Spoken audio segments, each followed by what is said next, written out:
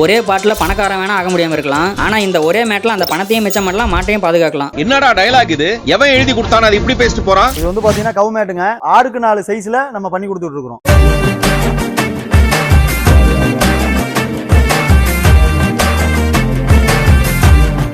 இதோட திக்னஸ் வந்து பாத்தீங்கன்னா 17 mmங்க.